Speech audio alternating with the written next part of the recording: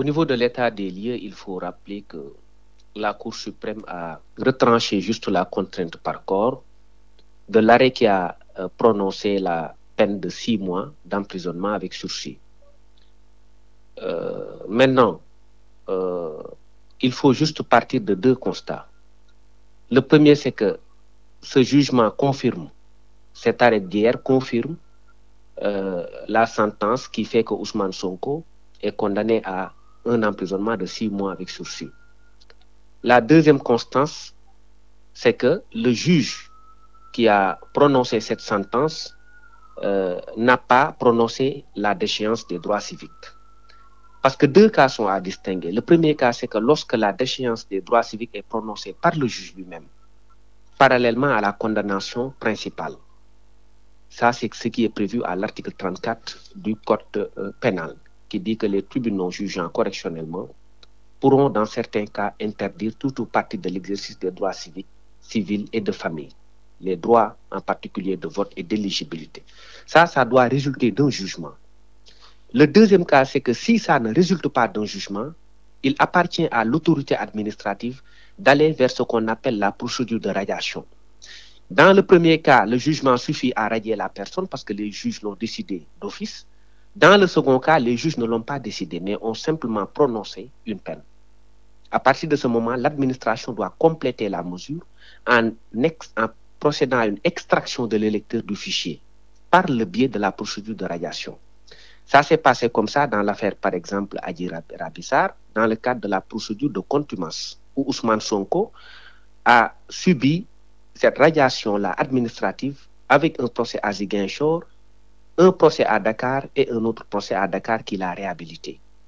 Dans le même sillage, si Ousmane Sonko est aujourd'hui réhabilité avec cette décision qui a été rendue par Ousmane Racine Thion, par le tribunal d'instance de Dakar, il appartient à l'État du Sénégal d'user de la même voie, parce que rien ne différencie les deux.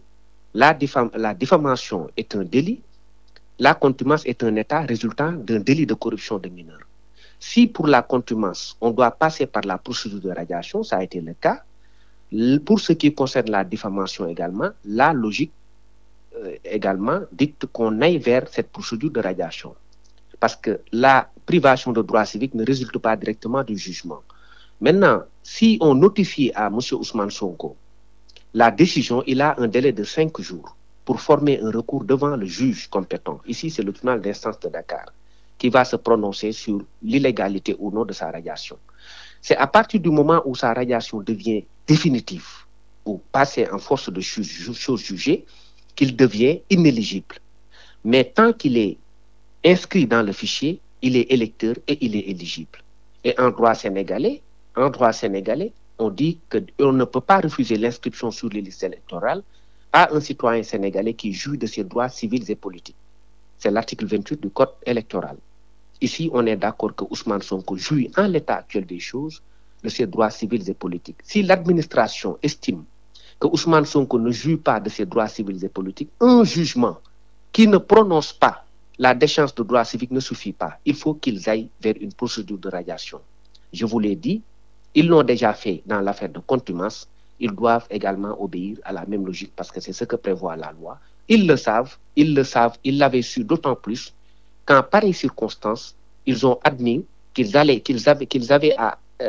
l'obligation d'aller à Ziguinchor pour essayer d'avoir une décision qui constaterait définitivement sa radiation sur les listes électorales. Et dans la même logique, maintenant, on parle de diffamation. Le jugement n'a pas prononcé la perte de droits civiques. Ils doivent le radier des listes. Ils doivent également, à partir de ce moment, notifier à Ousmane Sonko la décision qui consiste à lui dire que vous avez été condamné pour 6 mois d'emprisonnement et on sera obligé de vous retirer des listes. À charge pour M. Ousmane Sonko d'organiser son recours dans le cadre d'une procédure normale de radiation qui aboutira à une décision définitive de la Cour suprême.